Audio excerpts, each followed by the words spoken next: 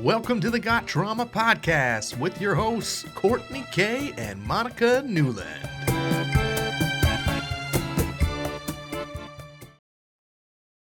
Are we? we're just winging it.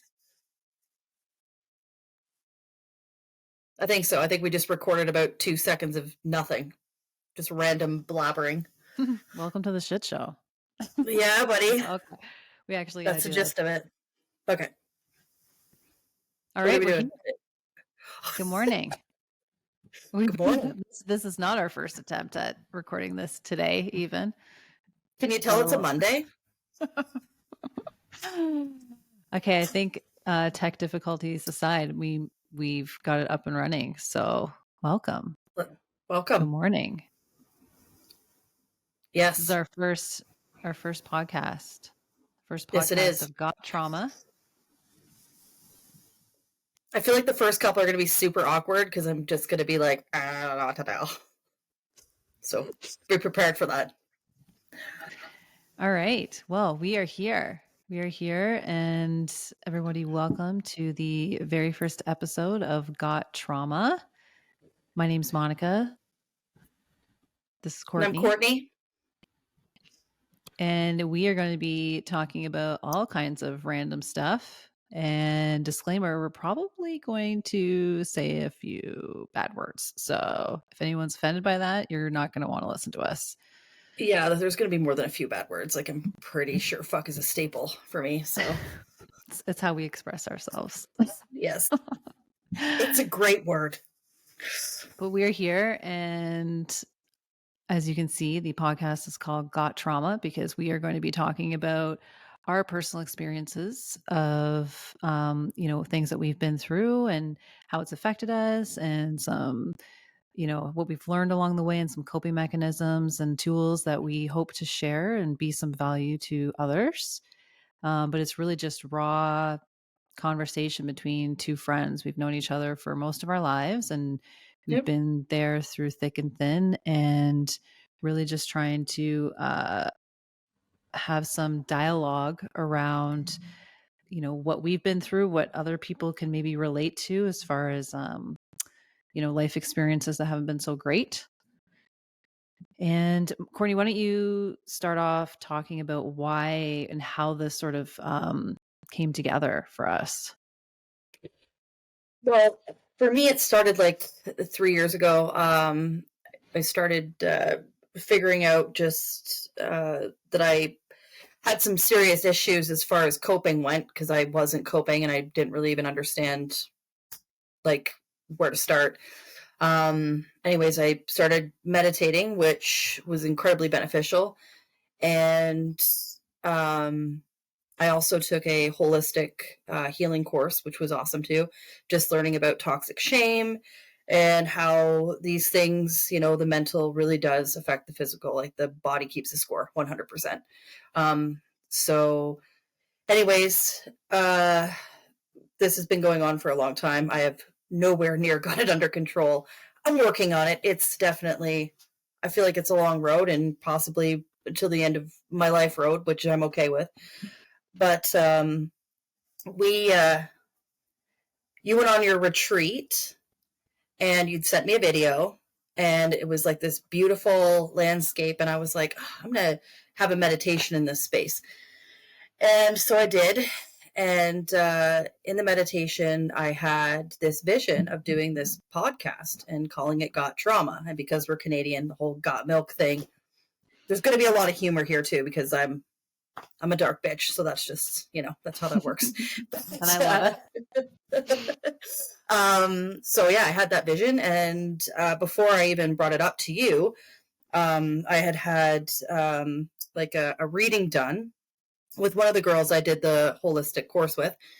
And she was talking, not sort of, yeah, I guess so. Like I call it an energy reading. Not that I have anything, love psychics, don't get me wrong, but I just find there's a lot of taboo around that. It's just like, oh, psychics, right? Whereas I find reading energy to be a little bit more, I don't know, less hokey, I guess. either way. So I was doing this energy reading, and she was talking about how I had a lot building in the solar plexus, and I'm very much about living by how chakras work, because it's something tangible to me. I've seen how it operates. So, anyways, she was talking about having all this energy in the solar plexus, and she's like, I feel like you need to be doing something in like broadcasting, like whether it's this and then she's like, or a podcast, something that, you're getting your message out. And I was like, okay, that's number 2, right? That was number 2. And then I can't remember what the third thing was, but then I was like, all right, fuck this. I got to get a hold of Monica. I'm like, as crazy as this is going to sound, I just got to come out with it, because, I feel like a lot of people will resonate with like the trials and tribulations of going through this. And as much as we have to share, I love to welcome other people's techniques and tools and, like their insight and how they like basically building a community to help each other through this. Like, therapy is wonderful and I love it, but it's also really expensive, and free therapy isn't the greatest. And that's just being honest and being through that system of, it sucks if you meet a counselor that you don't like, and then you're stuck with them because you can't just rotate through free counselors, because it's, it's a service provided. It's not like you're paying for it. So, Yeah, true. being able to connect is such an important thing when you're dealing with this stuff, because, there's nothing, more, like, what's the word? I don't want to say humbling. That's not the right word. Just like a safety net. You know what I mean? There's nothing, not to say commiserating or like misery loves company, but it does. But you know what I mean? Like, yeah, just having that community and that support. And that's, what was really felt important to me was. I think that's like such an important piece of this, that like we're really trying to, connect with people and build some community who have gone through, similar types of things. And I love that you had this like idea, and that the podcast idea was like came to you so vividly, because I think it's such a great platform to be able to talk about what we've got going on, what we've been through, and then like have other people who, whoever's inclined to tune in and to listen and Absolutely. hear about what we're talking about, right? It's we're just doing this because, for one, it helps us to, to talk, and it helps in the healing journey, and hopefully it'll help others as well. Yeah. So when I presented you with this vision, after, like I said, I can't remember the third sort of universal sign that I had, because at first, you're like, oh, is this going to sound crazy? Like, is this going to sound really weird when I'm just like, so I had this vision, and you're going to be like, what the fuck is she talking about? So I was definitely, nervous going into it. And then all of a sudden it was, like I said, the third, I wish I could remember what it was. It's going to drive me crazy. It'll 3 a.m. I'm going to wake up and be like, that's what it was. But when you were so receptive and you're like, oh my God, this is pretty much, you're like, I've been sort of stuck at this crossroad, didn't really know where to go. And you're like, this is sort of that, it picked me up in the wagon. Yeah. And I mean, we're not like, obviously this has taken us several times to like even just get going, because we're not like, social media influencers or like super tech savvy, or like have it ever been like involved in this world of like podcasts or anything like that. No, so like exactly. That's like kind of scary, like, especially when, you've had these like visions, and then all of a sudden we're like, okay, are we going to like try to do this? Are we actually going to attempt to like put this together? But we have, and now we're here. Yeah. Yeah. So I think it's gonna be a lot of patchiness, I think. It was such a like big thing when you like were talking to me about it, because I had, like you said, I was on the retreat. It was a wellness retreat. And so I was, doing like self exploration and trying to figure out like, recognizing that I had some things I needed to heal from, and like recognizing that there's a lot of conversations that I needed to have with myself and with others. And then when you brought that to my attention about like, hey, like we could do this podcast, and we could, because we always, basically what ends up happening is we've been friends for like all of our lives. And so we end up having these like lengthy phone calls, and we talk about like all the things that we've learned and like what's going on, and now we're basically just taking those phone calls and recording them. Pretty much. And this is Yep. kind of like what it is. So it's going to be very raw. It's going to be, we don't we're not professionals by any stretch. We have absolutely nothing against like professional help. Obviously, Courtney, you mentioned that like we've been down that road and like highly recommend that for sure. This is really Absolutely. us talking about, you know, our own personal experiences and what we've learned and how we're applying that into our day to day. And we have young families, and we Yeah. recognize that there's work to be done on ourselves so that we can be better parents and live a better life than we did when we were younger, really. Exactly. Yeah. Because we've Yeah, been in that's each other's lives for so many years, but we didn't really recognize or understand. I definitely didn't understand fully like what you were going through and how like not healthy it was. And I'm sure, we had glimpses of it into each other's lives, but like we didn't, of course we were young, we were kids, we didn't know sort of what was happening and what the gravity of like the situations actually were. yeah. Now that we're older, we're like, holy fuck. Well, That's it took like, me until I was 37 to figure it out. Like I was yeah, 37 years old on this, like, all of a sudden everything's in front of me, and I've got these two, my oldest is grown up, and then I've got, I've started over again, 14 years between children. And I'm yeah. just like, oh, what is happening to me? Something is Hmm. just, and it was finally everything that I had grown up with was like, we got to get rid of this shit. You got to Yeah. get rid of this. You can't keep carrying this around. It's killing you. Like Yeah. I've always had an anxiety disorder. Since I like memorable at like 4 years old, like remembering how, how bad it was as a child. It's young. And, you'd have times in your adulthood where it would come and it would go and it would come and it would go. And then, like I said, 37 hit, and it was just like, you need to deal with this now. Before this turns into something more physically serious, you need to deal with this. And that Yeah, was, for sure. It's like you don't have the space, like you don't have like the mental space, like you don't have the capacity to like take on anything more. Like that's what my experience has been. Like having young kids is like, whoa, like there's no more space. I got to get rid of some stuff. I got to like get it out, because if I want to be there fully for my kids and for myself and for my spouse, like of course too, but like my kids was really like the big like punch, was like I got to get rid of some stuff so that I can be like fully present and fully aware and be able to like have this whole new learning experience in my life that is obviously brand new to me. And I wasn't able to like process things very easily because I was carrying all this around. And so like yep. that's been like a definitely like a priority for me, is to like, I don't think you ever like get rid of it fully, but you can definitely let some stuff go so that you can be like a healthier, more balanced person. Well, I think everything is a gaping wound until it becomes a scar, right? And I mean, you can live with scars, but you can't walk around with gaping wounds because you just bleed onto everybody around you. And that's what I was finding was, my lack of accountability in a lot of regards when it came to things, you know, pushing things off in my life that happened to me and being like living in victim mode really was where I was at until it was like, yeah, this doesn't serve. There's nothing serving about living as a victim. Like, yes, shitty things happen to you and that fucking sucks. But if you want to get better, you are the one responsible to take the bull by the horns and to get your shit together, And that part is probably the hardest because it's, there's so many levels that you're just like, this is not fair. You're pissed off.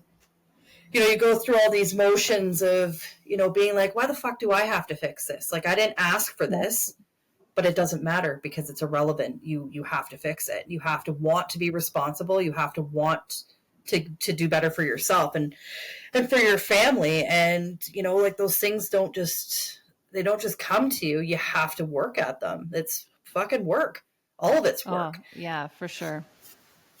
And that, getting So rid of that victim mentality, I have found that very, very difficult for me too. Like, it is hard. that's probably been like the hardest part for me, is like I guess, I don't know if you're just like accepting like what's happened and you're just, I don't know. It's such a weird place because like living in that victim mode, it's like all it is just making you like think over and over and over again, like all the shit that's happened. And Yeah. and you just live in that, and it's like a pity party for yourself. And it's like, yeah, Yep. I don't know. It's very difficult to get past. I have found it Yep. very, very difficult to get past. And I'm still definitely in that mindset a lot of the times.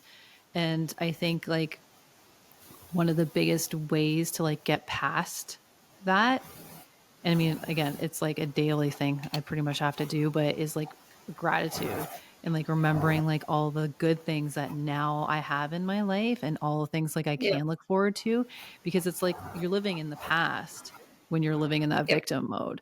And it's like all Absolutely. about, trying to push forward into like, no, that's not like how your life is anymore.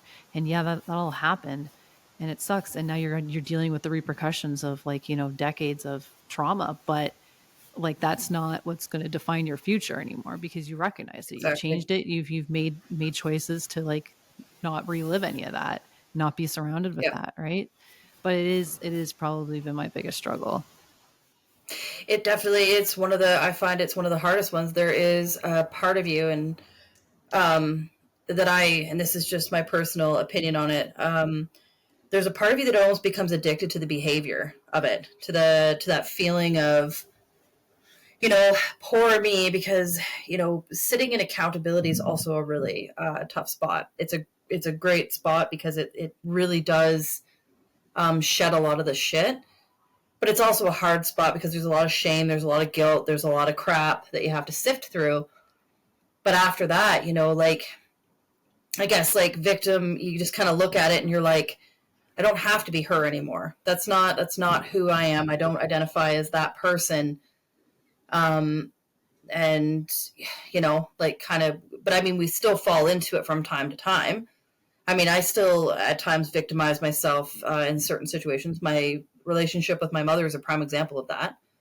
Mm. Sometimes I'll, re-victimize myself by reacting to certain behaviors that I know are, those behaviors have never changed. They're always going to be what they are. And, I'm all like, oh, I'm so afflicted by this. And it's like, but you don't have to be. You're aware of what it is. It's not like you're unfamiliar or can't identify this. You need to choose to, just sort of respond to it as opposed to react to it. That's And so in huge. response for it is. But it's hard sometimes because there's just parts of you that just want to be like, I so yeah. Like, that's just, you know what I mean? Like, you just want to be that little child having a temper tantrum because it's still a sore spot. And I don't think it won't ever be a sore spot. I just, moving through the motions, you kind of start to realize, like, okay, well, this benefits me more than acting like this. Yeah. But I mean, I Like, want to touch on that too, because you're saying, like you made a good point. Like I just want to, react, like have a temper tantrum like a child. A lot of the reasons why you feel like that, and I'll just use myself as the example. Like I didn't have the opportunity to like to react like that when I was younger. So it's like, I almost fall into that because it's like I've never had anybody to like listen to me, to like let me express myself, to like let myself yep, like grieve the situation or grieve the people, or like just like release the anger and frustration. You didn't have that yep, opportunity as a child, or adolescence, or even, I mean, this isn't just for people who are, childhood trauma survivors. Like this is for people who are older too. It doesn't really matter. But like when you don't acknowledge those feelings in the moment, or at least like relative to when it's happening, you bottle that shit up. yep, And then all of a sudden you're like, why is this triggering me? Why am I yep, reacting like that? And you're like, oh, gotta keep an eye on that and deal with it. And like yep. you're saying, your reaction is how you can move forward, and like that's what you can control now. So you can't Well, maybe control exactly. what's happened or those situations, to a certain degree. You can't control them all, right? So, but you can control how you react now, or put yourself in check, I guess. exactly. It's kind of like I think I said this to you the other day. I was talking about when referring to the relationship with my mom. My mom is like an emotional Chernobyl. Like Yeah. if you don't walk in with the proper PPE into the situation, you're going to walk out fully radiated and emotionally fucked. And that's unfortunately just how that works, right? Yeah. So now, like I've sort of devised this way of protecting myself as opposed to just walking into it bare boned and, basically doing the same thing, expecting a different result. Now I have to actually put the wheels in motion to make the result different. That's, Right. Right. that's the part. But yeah, it's not an easy road, that's for No. sure. No. Thanks for tuning in. Be sure to hit those subscribe and share buttons. We'll see you at the next one.